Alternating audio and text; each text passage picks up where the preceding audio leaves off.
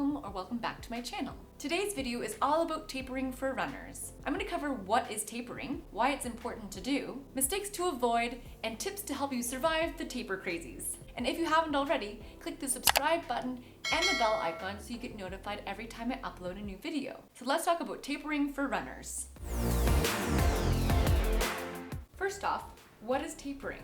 Tapering is a gradual decline in mileage preceding a race or race day effort, giving your body time to rest, recover, and absorb the final stage or few weeks of your training. During your taper, training is not actually geared to physical improvements. By this time or this close to the race, really there's no physical benefits that you can gain before race day. Tapering is more about allowing your body to catch up to itself. The overload of your training leading up to this point requires an all-over load reduction to help your body recover. You don't stop everything, and I'm going to talk about that later on, but it's a balance between maintaining condition and recovery. Tapering is probably one of the most important aspects, especially of a marathon training build, but probably one of the most kind of forgotten or ignored part. It's one of the most difficult things to implement because runners like myself, we fear reducing our training as we think we're going to lose all our fitness that we gained over our whole entire training cycle. Contrary to how you may feel during your tapering, you won't lose fitness, especially if you're following a training plan that's well laid out and reducing the mileage and volume slowly and gradually, and you're not just laying on the couch doing nothing. You'll be fine for race day. It's just really scary. I totally get it. Studies have shown that a well-planned taper can actually improve your muscle strength and your power and can actually increase your performance by 5% or even more. Basically, how well you taper can impact how well you do in your race day. The length of your taper all depends on what length of race you are doing. I'm gonna have a chart here of approximate days and length of times based on, again, what race you are doing. For example, 5K race, 3 to 7 days, and the lower amount of time is for someone who has a lot of experience and has done lots of races and is maybe just has lots of experience. So it is kind of a wider range, but just all depends on your level of fitness. And if you don't know, maybe talk to your coach and kind of just have an idea of how much they think you should be tapering. But these again are approximate times. So 5K race again, 3 to 7 days. For a 10-kilometer race, 4 to 7 days. Half marathon, 7 to 14 days. And a marathon, 14 to 21 days. That's a lot of time, especially for the marathon, but it really, again, depends on what you are coming to. If this is your first marathon or your 20th, really, just you have to listen to your body, and sometimes you just need a little bit more time to recover before you're at your optimal kind of rested and recovered state.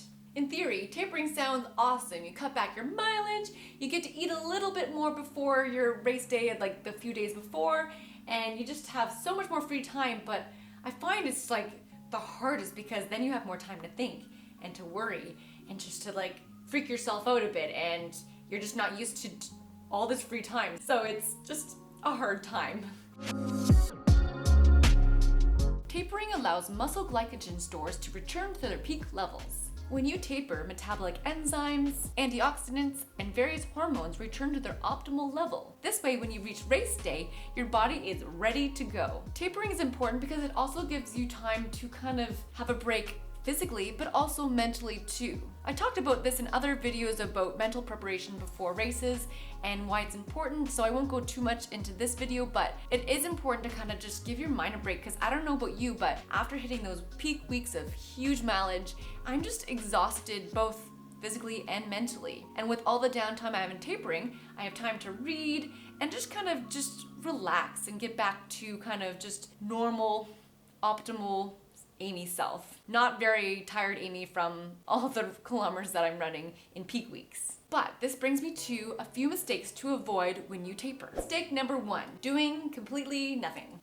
You finally survived peak weeks. Now you get to sit on the couch and watch movies all day and do nothing. Wrong. Again, tapering does not mean just stop everything. It's just reducing the mileage, but still keeping up the intensity of your workouts. You want to do your easy days easy, but still your hard days hard, just at a little reduced volume so you're not having to recover so long from these big workouts. Consider cutting 1 or 2 maybe reps of a workout, or just reducing your tempo length by 20% just to help, again, you're still doing the workout, but just not as crazy big as you would have been doing maybe in your peak weeks or leading up to peak weeks. I often find I feel sluggish and kind of lethargic if I just do nothing all day, and I feel like I get stiff too, just if I don't move, so I find just doing nothing really not productive at all. Mistake number 2, not reducing your mileage enough. Your last really big long run should be about 3 weeks before your goal race. 2 weeks before, do a medium run, and then the week before, a shorter run, still get your legs moving, but just again, you're slowly reducing your kilometers or miles. There is nothing to be gained from just doing all these big runs day after day, especially if you're doing a marathon or even shorter distances. You can't cram any fitness into these weeks. Like, you may want oh, I need to do more workouts, that's gonna make me faster in the race, but actually, it would probably hurt your race and make you slower. It takes time for our body to recover, and even if you feel great, your body is still kind of internally, trying to repair these micro tears and just building up those glycogen levels that you took away from, and all these things that we can't see and maybe not feel all the time, but your body is always constantly trying to return to its optimal levels, and if we don't give it the chance to do that, then we will see our performance kind of suffer from it. Think about the taper as the hardest kind of workout you have to do in your training plan. It's gonna be so tempting just to go for one last big run or just one last workout, but just remember how hard you've been working this entire training build, and you don't want to mess anything up from just this one last kind of workout that you just want to sneak in. It's not gonna help, trust me. Stay focused, trust your training plan, talk to your coach if you have questions, but just really just believe and know that tapering is there for a very important reason. Mistake number 3, trying new things. I know the saying is nothing new on race day, but maybe nothing new a few weeks before your race day as well. What I mean by that is it's not the time to oh, there's this new kind of strength training I want to do, and now I have the time because I'm not running as much. I'm gonna try doing it now, but your body will still need time to recover from strength training, so not the best time to try new workouts. By the tapering weeks, hopefully you've tested out your race day meal, like the night before, or what you're gonna eat the day of the race, and if not, you probably should try just to make sure that there's gonna be no issues on your race day, because that would be awful. As well, if you haven't tried out your shoes that you're gonna do on race day, I suggest doing at least 1 or 2 runs in them just to make sure that there's no surprises on race day, especially you have to do a heel lock on them or just to get used to them. You wanna save them for race day, I get that, but you also wanna make sure that you're not thrown off by something on your race, or just that it distracts or takes away from your race day.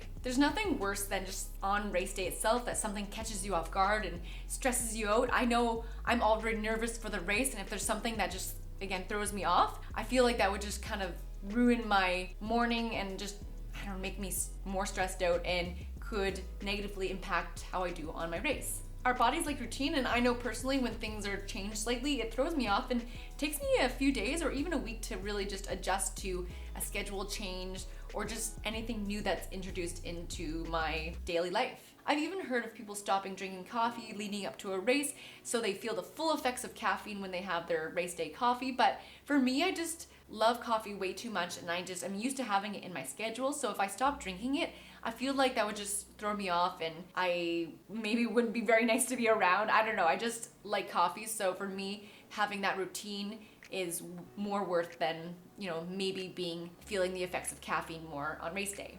Maybe I'm just a little too obsessed with coffee, but it's okay.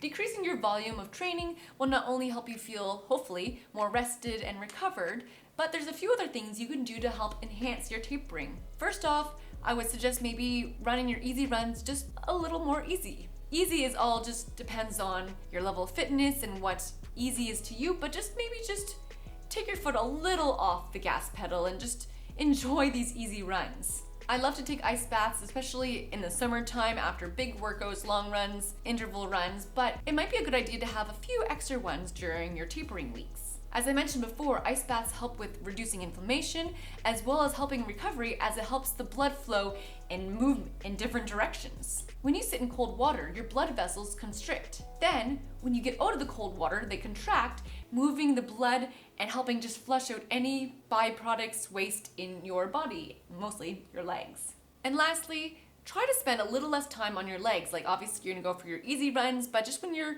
kind of resting, try to keep your feet, elevated if you can, or just get off your feet. I know it's hard if you're working, and I'm on my feet a lot too, but any chance I can, I try to sit down just to give my feet a little break. I wanted to share a few tips that have helped me survive the taper crazies. And I'm not gonna say that you won't get the taper crazies, or maybe you're just one of the lucky ones who feel fine during tapering, but these again just have helped me just not completely freak out. I think one of the hardest things to do when you taper is staying positive. When you have all this extra free time, I don't know, it gives me more, or my brain more of a chance to be like, what if you fail? Can you actually run this distance? Can you actually run this fast? And just doubting everything. This is the time to reflect on your training, especially if you keep it written down in a training journal or on an app or something, but this way you can just see all the work you've done, and that gives, or at least gives me the confidence to know that I put the hard work in. Now I just have to trust in the system and trust the training plan and all the hard work I've done. Another idea is to do on some of your easy runs leading up to the race, visualizing that you're actually in the race itself, and not doing race pace of course, but just that you're running and feeling happy and positive, and like actually feel like you're crossing the finish line happy and relieved, and just practicing and simulating that feeling. So when you get to race day, you already feel like you know what to do and what to expect, and just there's nothing to surprise you or no situations that throw you off guard. And if you haven't already, maybe you can think of a mantra, just something to help you just get through those tough times, because I think no matter how fit you are, the race will still be very tough. And that's just something you have to remind yourself, because you could feel amazing during your build, but it's gonna be tough because you're putting your body under a lot of stress when you're going for, any goal time, and just, it's gonna be hard. And you don't wanna be surprised by that, and that's a big thing to remember. Eat nutritionally. Now, this again, I'm not gonna talk about carb loading, and maybe I'll do another video on that, as it's just a whole science behind it, but leading up to the race, especially if it's a marathon, you want to incorporate more carbs, and again, I'll do another video, but you want to, fuel your body with things that are gonna provide the most energy and most benefit to your body. What I mean by that is just, I probably would avoid a lot of fast or kind of just greasy food that just takes your body a little bit more to kind of digest, and just, I don't know, I just don't feel 100% after I eat, even though it's amazing.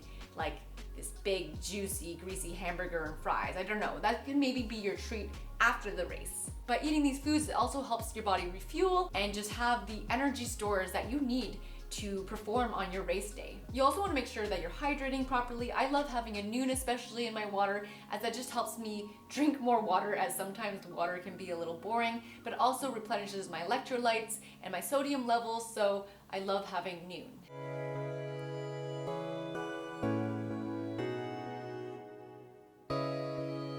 You've been putting so much time and effort into your training, and now you get to have a little break, so enjoy, that downtime, and, maybe you can spend a little bit more time with your loved one, because before you're like, bye, going for a 36-kilometer run, I'll see you in 3 hours or more, but now you get just to have some downtime. I really appreciate that, and I know my husband likes seeing me a bit more too. So to avoid, kind of sitting around doing nothing, maybe you can pick up a hobby that you just haven't had time for. For me, I love to knit, and I find it so relaxing, and just I can watch TV and not feel so guilty about sitting there doing nothing. But anyways, I don't have time for it again in peak weeks, but that's just something that I really like to do.